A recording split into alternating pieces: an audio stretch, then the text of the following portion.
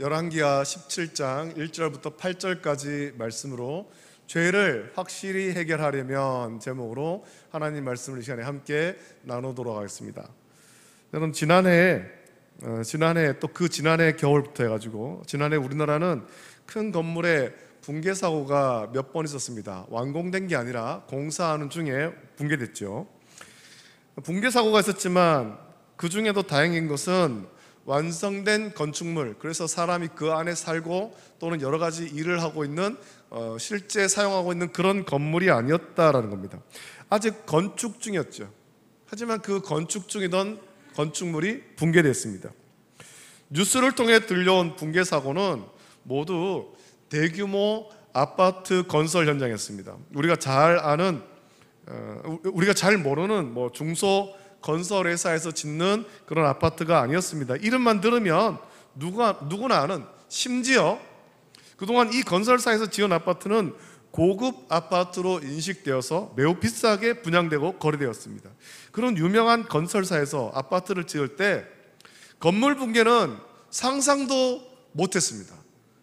그 건설사에서 짓는 아파트가 무너질 거다, 아무도 예상하지 못했습니다.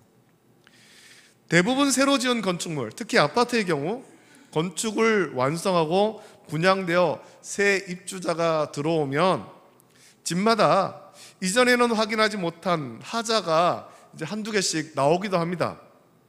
그래서 입주를 시작한 후에도 한참 이 하자 보수 기간을 둡니다. 대부분 건축물에 심각하지 않은 작은 하자가 나오는데 그런 하자가 나와도 넘어가지 않고 다 수리합니다. 자, 그런데 이런 건설사에서 짓던 아파트가 무너진 거예요. 상당히 높은 층까지 지었지만 아파트 한쪽 벽이 완전히 무너졌습니다. 그 사고 소식을 들었을 때 사람들이 다 놀랐습니다. 어떻게 우리나라에서 21세기를 살고 있는 거의 선진국 반열에 들어가 있는 우리나라에서 저런 사고가 있을 수 있느냐 하면서 놀랐죠. 그런데 얼마 지나지 않아서 다른 곳에서 또 붕괴 사고가 일어났습니다. 그 사고도 우리나라 대형 건설 회사가 짓던 대규모 아파트 단지였는데 이번에는 지하 주차장이 무너진 거예요. 어떻게 보면 지하 주차장은 대규모 아파트 단지의 기초와 같은 거거든요. 그 아파트 밑에, 대규모 아파트 밑에 다 그 넓은 몇 층의 어떤 지하 주차장을 만드는데 이 기초와 같은 겁니다. 땅을 깊게 파고 지하 주차장을 만든 후에 그 위에 아파트를 짓기 때문입니다. 지하 주차장 위에 아파트를 짓기도 하고 때로는 공원을 만들기도 합니다. 그런데 이런 지하 주차장이 무너진 거예요. 얼마 전 뉴스를 보니까 결국 그 건설회사는 무너진 지하 주차장을 보수하지 않고 그거를 보강해가지고 계속 짓는 것이 아니라 사고가 났던 지하 주차장을 포함해서 이미 지어진 아파트 전체 17개 동이나 되는데 그 동을 다 철거하기로 했다, 그런 뉴스가 나왔습니다. 한참 짓고 있었는데 굉장히 많은 돈을 들이지 않겠습니까? 그걸 짓는데. 그런데 그걸 다 철거하기로 한 겁니다. 그리고 올해 이제 4월부터 봄이 되면 이제 무너진 그것을 다 철거를 시작하고 완전히 새로 튼튼한 아파트를 짓기로 했습니다. 무너진 건물을 철거하는 공사비만 715억 원이나 든다, 그렇게 발표가 되었고 그것을 용역하는 데만 34억 4,200만 원이 들어갈 예정이다, 이게 나왔습니다. 상당히 굉장히 많은 비용이 듭니다. 자, 왜 이렇게 할까요? 많은 돈과 시간을 허비하면서 왜 그걸 다 철거하겠습니까? 일부가 무너졌지만 그 건축물은 이제 이미 쓸모없는 건축물이 되었기 때문이죠. 오히려 그대로 나누면 언제 무너져도 이상하지 않은 매우 위험한 건축물이 될 수밖에 없습니다. 그리고 그것은 대규모 인명사고로 이어집니다. 우리가 그런 트라우마가 있지 않습니까? 우리나라에 대규모 인명사고, 건축물이 무너진, 삼풍백화점이 무너지고 성수대교가 무너지고 이런 사고로 인해서 우리에게 그런 트라우마가 있는데 이걸 놔두면 그 일이 재현되는 겁니다. 그래서 안전하게 하려면 무너진 그 건축물을 보수할 것이 아니라, 보강해가지고 지을 것이 아니라 완전히 철거하고 새로 이전의 문제를 파악해서 더는 문제가 생기지 않도록 완벽하게 지어야 됩니다. 그래야만 안전할 수 있습니다. 우리 열왕기하의 말씀 묵상합니다. 하나님께서는 솔로몬의 죄로 인해서 이스라엘을 둘로 나누고 느바세 아들 여로보암에게 북쪽 이스라엘을 주셨습니다. 10지파를 떼어서 북쪽 이스라엘을 주셨습니다. 하나님이 그렇게 주실 때는 이 솔로몬의 죄를 따르지 말고 나라를 떼어서 나눠준 그 하나님의 뜻을 따라서 이스라엘을 온전하게 통치하라는 거죠. 솔로몬처럼, 그 솔로몬의 말년처럼 불순종하고 우상 섬기고 죄짓지 말고 너는 하나님 말씀에 순종해라. 그런 의미로 느바세 아들 여로보암에게 떼어준 거예요. 여로보암은 솔로몬의 죄로 북쪽 이스라엘의 왕이 되었지만 안타깝게도 하나님 뜻대로 이스라엘을 통치하지 못했습니다. 인간의 욕심이 앞섰죠. 백성들이 예배하러 예루살렘에 가는 것을 막기 위해서 예루살렘으로 자꾸만 가면 백성들의 마음이 다시 유다로 갈 것을 두려워해서 그 가는 것을 막고 그 우상을 만들고 그렇게 하지 않았습니까? 백성들이 예배를 드리러 성전이 있는 예루살렘으로 가게 되면 자기에게서 마음이 떠날 것이 두려워해서 베델과 단에 금송아지를 만들고 또 그것이 이스라엘을 애굽에서 인도한 하나님이다 그렇게 했습니다. 하나님 뜻대로 이스라엘을 통치해야 될 여로보암은 오히려 더 큰 죄를 지은 겁니다. 우상을 만들고 하나님을 섬기지 못하게 했습니다. 그리고 그런 느바세 아들 여로보암의 죄를 북쪽 이스라엘의 모든 왕이 다 따라했습니다. 여로보암의 아들도 그렇게 따라했고 또 반역을 일으켜서 새로 왕이 된 사람도 그 죄를 여전히 따라한 겁니다. 하나님의 뜻과는 전혀 다르게 이스라엘은 점차 이 멸망의 길로 달려가고 있었습니다. 그들은 하나님을 의지하지 않고 우상을 섬기고 이방 강대국을 의지했습니다. 그리고 그 마지막이 오늘 엘라의 아들 호세아가 왕이 됨으로 나타났습니다. 자, 호세아가 이스라엘의 이전 왕들과는 같지는 않았다라고 말하지만 그도 역시 여호와께서 보시기에 악을 행한 왕에 불과합니다. 하나님의 뜻대로 나라를 통치하지 않았습니다. 이전 왕들처럼 느바세 아들 여로보암의 길로 행하지는 않았을지 모르지만 그도 역시 하나님을 의지하지 않았고 세상을 의지한 왕에 불과했다라는 겁니다. 느바세 아들 여로보암의 길로 행하지 않은 것, 그것으로 충분한 건 아닙니다. 세상을 의지하는 것이 아닙니다. 하나님을 온전하게 의지해야 되는 것입니다.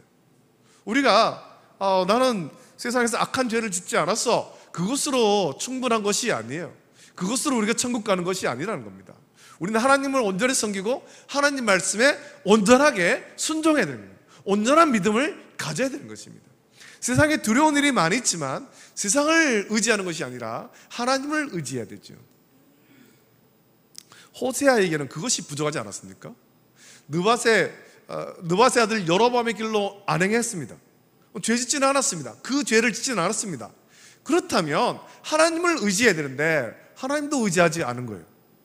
세상을 의지했죠. 여러분, 호세아의 눈은 국제 정세를 읽기에 바빴습니다. 주변에 어느 나라가 강한 나라인가 보고 그 나라에게 붙으려고 한 거예요. 그 나라와 동맹을 맺어야 우리가 살 것 같다라는 거죠. 지금 우리가 사는 세계도 호세아의 이스라엘과 다르지 않습니다. 우크라이나를 러시아가 침공하고 팔레스타인 무장단체 하마스가 이스라엘을 공격했습니다. 우크라이나 전쟁은 벌써 2년이나 되었죠. 유럽과 중동에서 전쟁이 일어났습니다. 유럽과 중동에서 전쟁이 일어나자 그동안 숨죽이고 있던 전쟁의 위험이 곳곳에서 나오기 시작했습니다.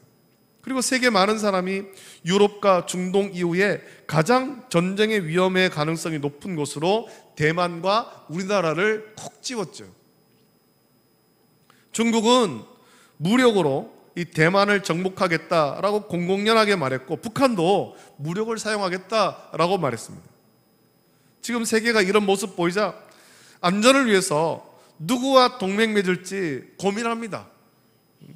전통적 동맹을 강화해야 한다라는 사람도 있고 현재 힘이 더 센 나라와 동맹해야 된다, 그렇게 주장하는 사람도 있습니다. 또 대부분 나라는 강력한 무기를 사고 군대를 강력하게 해야 된다, 그렇게 주장하죠. 여러분, 우크라이나에 전쟁이 일어나면서 그 주변에 있던 전통적인 중립을 표방하던 나라들이 중립을 버리고 나토에 가입한 거예요. 이런 일들이 호세아가 한 일과 다르지 않습니다. 3절 4절의 말씀은 호세아가 자기가 보기에 아수르보다 애굽을 의지하는 것이 더 낫겠다라고 얘기합니다. 이 아수르한테 계속 의지했다가는 우리가 완전히 종이 될 것 같으니까 여기 이렇게 해서는 안 되겠다. 애굽을 의지해서 아수르로부터 벗어나야 되겠다 생각한 겁니다. 그래서 그동안 종이 되어서 조공을 바치던 아수르에 조공을 보내지 않고 배반하고 애굽의 왕 소를 섬기기로 합니다. 아수르를 배신하고 애굽에 붙었습니다. 그리고 그 결과는 분노한 아수르가 이스라엘을 쳐들어와서 그 온 땅을 두루다니며 사마리아로 올라와 그곳을 3년간 에워쌌습니다. 결국 호세아 제9년에 사마리아가 점령당하고 이스라엘 사람들이 아수르로 끌려가고 나라는 완전히 망하게 되어버렸죠. 하나님께서는 이스라엘이 하나님을 온전히 섬기기 원했습니다. 하나님이 택하신 이스라엘이 하나님을 온전히 섬기고 하나님 말씀을 들으며 하나님의 보호하심 가운데 그 주신 기업에서 복을 누리며 살기를 원하셨습니다. 그것이 이스라엘을 향한 하나님 뜻입니다만 안타깝게도 이스라엘은 그렇게 하지 않았습니다. 7절 8절의 말씀은 이스라엘이 왜 망했는지에 대해서 말씀합니다. 그 말씀에 이렇게 기록됐죠. 이 일은 이스라엘 자손이 자기를 애굽 땅에서 인도하여 내사 애굽의 왕 바로의 손에서 벗어나게 하신 그 하나님 여호와께 죄를 범하고 또 다른 신들을 경외하며 여호와께서 이스라엘 자손 앞에서 쫓아내신 이방 사람의 규례와 이스라엘 여러 왕이 세운 율례를 행하였음이라 라고 말합니다. 하나님이 기뻐하시는 모습으로 이스라엘 살지 못했다는 거죠. 전능하시고 유일하신 하나님을 배반하고 하나님께 죄를 지어 다른 신들 곧 우상을 섬기며 거룩하게 구별된 삶을 살아야 될 이스라엘이 죄악으로 인해서 진멸당하고 쫓겨남을 당한 이방 사람의 규례, 온갖 우상을 섬기는 규례를 따라하고 그런 우상 숭배를 법으로 제정하여서 지키게 했습니다. 그것이 이스라엘 호세아 왕 때에 나라가 아수르에 망하게 된 이유입니다. 하나님은 이스라엘에게 복을 주셨습니다. 그들에게 아름다운 기업과 그들이 짓지 않은 집과 그들이 심지 않은 포도원을 주시고 하나님께서 대적을 다 물리쳐주셔서 그 기업을 주셨습니다. 그리고 그곳에서 하나님만 온전히 섬기는 하나님의 친백성으로서의 복된 삶을 살라고 하셨습니다. 하지만 이스라엘은 그렇게 하지 않은 거예요. 하나님만 섬기면, 하나님 말씀대로 순종하면 하나님이 대적을 물리치시고 막아주시고 보호하시고 복된 삶을 살게 하실 텐데 그걸 안 했다는 거죠. 하나님 말씀을 거역하고 우상을 섬기며 망하기 시작했고 그 망가짐은 너무나 심해서 도무지 이전의 모습을 회복할 수 없는 지경까지 이르렀습니다. 여러분, 이런 말씀을 묵상하면서 이스라엘이 왜 우상을 섬겼을지에 대해서 한번 생각해 봤습니까? 이스라엘은 왜 우상을 섬겼을까요? 이방 나라를 보면서 그들의 풍습을 보면서 거기에 미혹된 거죠. 그게 좋아 보이는 겁니다. 오늘로 우리가 적용해서 본다면 세상을 보면서 세상이 좋아 보여서 하나님을 떠나고 세상 풍습을 따라가기 시작했다라는 겁니다. 하나님께 온전한 예배, 하나님께서 기뻐하시는 그 예배, 이 예배를 사모해야 되는데 이 예배를 드리는 것보다 세상 풍속 따라가는 것을 더 좋아했다는 겁니다. 지금도 그렇게 보이지 않습니까? 교회 와서 예배 드리는 것보다 세상에 나가서 즐기는 것이 훨씬 더 재밌고 좋아 보이더라고요.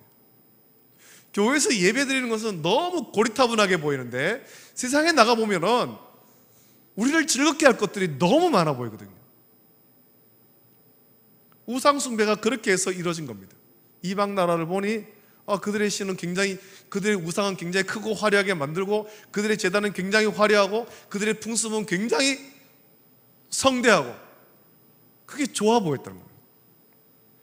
그거를 따라하다가 이제는 도저히 그냥 두어서는 그대로 두어서는 온전한 모습, 온전한 신앙을 회복할 수 없는 지경까지 이르렀습니다. 완전히 망가진 거예요.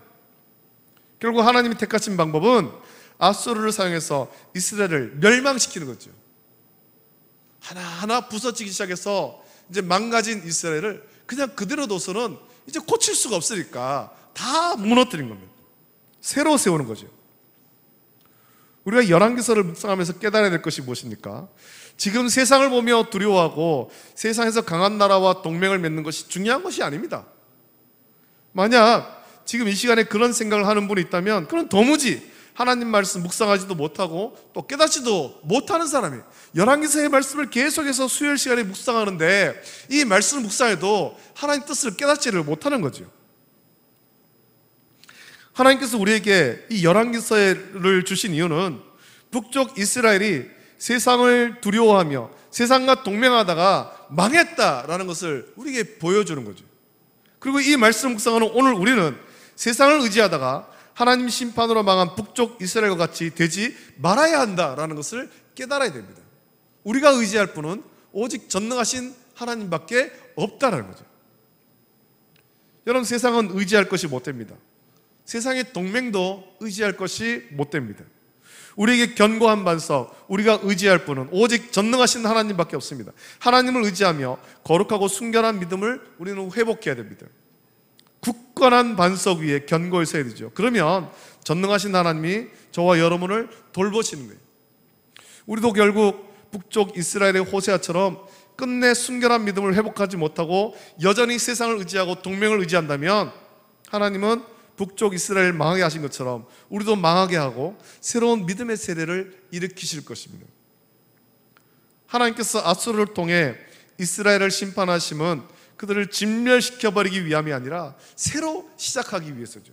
새로 믿음의 세대를 일으키기 위해서 지금까지 있던 죄의 흔적, 불순종의 흔적을 완전히 없애고 새롭고 온전한 모습으로 세우기 위해서입니다.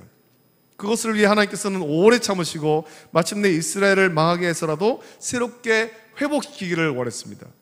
이것은 하나님의 심판이기도 합니다만 또한 이스라엘을 향한 하나님의 긍휼과 사랑으로 인한 심판입니다. 죄의 흔적을 없애고 새롭게 하려는 하나님의 심판이죠. 그래서 이스라엘 자손들이 포로에서 귀환한 이후에 바벨론에 망하고 포로로 잡혀갔다가 70년 만에 돌아왔을 때 그 돌아온 세대들은 이전 세대와는 다르게 온전한 믿음으로 살기를 결단하는 세대가 되지 않습니까? 하나님께서 그렇게 세우시는 거예요.